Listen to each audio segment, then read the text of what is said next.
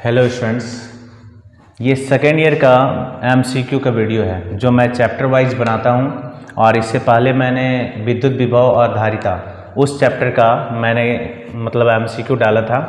और ये वाला जो है करंट इलेक्ट्रिसिटी का एमसीक्यू है जो मिनिमम 20 एमसीक्यू है और चैप्टर वाइज है।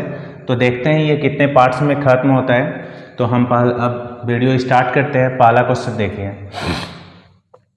इसमें देखिए क्या होता है कि इसमें आपको जब इस एमसीक्यू आप देखेंगे एमसीक्यू को तो आपको ये लगेगा कि आप स्टडी कर रहे हैं और आपका पूरा का पूरा चैप्टर वाइज रिवीजन हो जाएगा, ठीक है। और उसके बाद आपको बहुत सारे इंपॉर्टेंट क्वेश्चन मिलेंगे।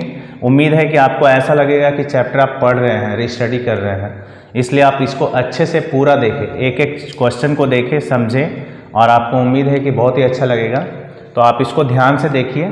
तो पहला क्वेश्चन देखिए, वीडियो शुरू करते हैं। पहला क्वेश्चन क्या है, विद्युत आवेशों के प्रवाह से क्या उत्पन्न होता है। इसका कहना है कि अगर कोई भी पदार्थ है उसमें अगर विद्युत आवेश का प्रवाह होता है तो उसमें क्या उत्पन्न होता है, विद्युत आवेश के प्रवाह से क्या उत्पन्न होता है। तो आंसर है विद्युत धारा। ऐसे आवेशित कण जो ठोसों, द्रवों और गैसों में विद्युत धारा का प्रवाह करते हैं, मतलब कि विद्युत धारा का जो प्रवाह करते हैं वो आवेशित कण होते हैं। तो ऐसे आवेशित कण कहलाते क्या हैं, तो ऐसे आवेशित कण कहलाते हैं धारावाहक, ठीक है। अगला क्वेश्चन है, चालकों में धारावाहक होते क्या हैं। तो चालकों में हम लोग जानते हैं कि पदार्थ को ठोस, द्रव और गैस में बांटा गया है।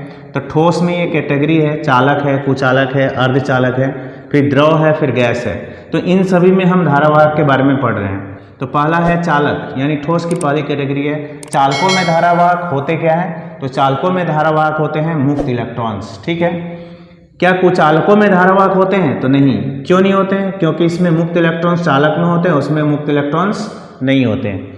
अब अर्धचालक में धारावाहक क्या होते हैं, तो मुक्त इलेक्ट्रॉन्स और विवर यानी कि हॉल्स। जब आप चैप्टर के अंदर जाइएगा, क्वेश्चन आंसर पढ़िएगा। ये तो ऑब्जेक्टिव है इसलिए इसमें क्लियर नहीं हो रहा है। क्वेश्चन आंसर जब आप इसका पढ़ेंगे तो आपको सारा समझ में आ जाएगा। उसके बाद है ऐसे द्रव जिससे विद्युत धारा प्रवाहित करने पर ये आयनों में टूट जाते हैं।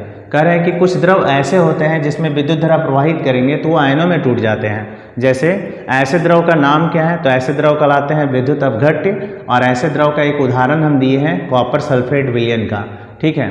तो ये कॉपर और सल्फेट में टूट जाता है। द्रवों में धारावाहक कौन होते हैं, अब द्रव में धारावाहक कौन होते हैं, तो द्रव में धनात्मक और ऋणात्मक आयंस धारावाहक होते हैं।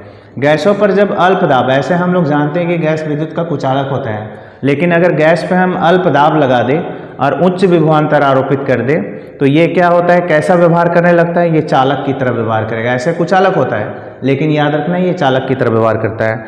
गैसों में धारावाहक कौन होते हैं, गैस में भी धारावाहक होगा।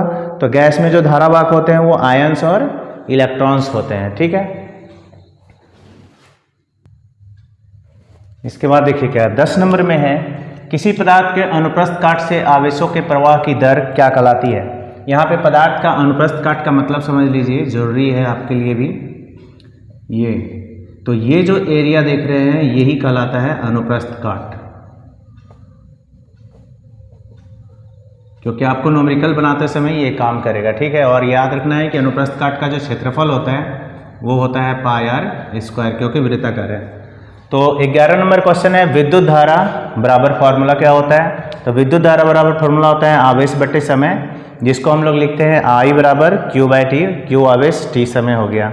12 में कह रहा है ऐसा ही पद्धति में विद्युत धारा का मात्रक क्या होता है, तो एम्पियर, जिसको हम A से सूचित करते हैं। विद्युत धारा कैसी राशि है, तो याद रखना है अदिश राशि है। अब इसी से रिलेटेड एक दो क्वेश्चन और है, ऐसी कौन सी राशि है जिसमें परिमाण और दिशा दोनों होता है फिर भी वो अदिश राशि है। तो ऐसी राशि है विद्युत धारा।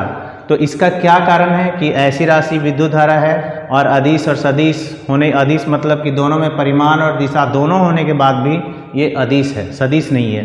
तो इसका मेन कारण है कि इसे साधारण बीजगणितीय नियमों द्वारा जोड़ा और घटाया जा सकता है। इसीलिए विद्युत धारा के छोटे मात्रक, तो विद्युत धारा के छोटे मात्रक का उपयोग अधिकतर न्यूमेरिकल में होता है। 1 मिली एम्पियर बराबर 10⁻³ एम्पियर और 1 माइक्रो एम्पियर बराबर होता है 10⁻⁶ एम्पियर। वह धारा जिसका परिमाण और दिशा समय के साथ बदलता है क्या कहलाता है। वह धारा जिसका परिमाण और दिशा समय के साथ बदलता है क्या कहलाता है। तो यहाँ बदलता नहीं है, यहाँ पर याद रखना आपको कि नहीं बदलता, सॉरी इसमें बदलने वाला नीचे है, तो इसमें नहीं बदलता है। परिमाण और दिशा जब समय के साथ नहीं बदलता है तो क्या कहलाता है, तो यहाँ कहलाता है नियत दिष्ट धारा। याद रखना है नियत दिष्ट धारा, जिसको स्टेडी करंट भी बोलते हैं हम लोग, ठीक है।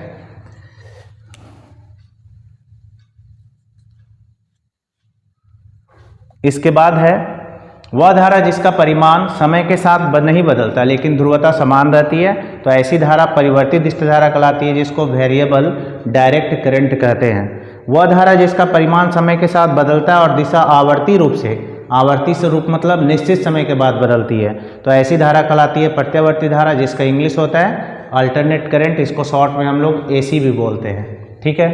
तो इसी तरह आज इस वीडियो में 18 क्वेश्चन हुए हैं।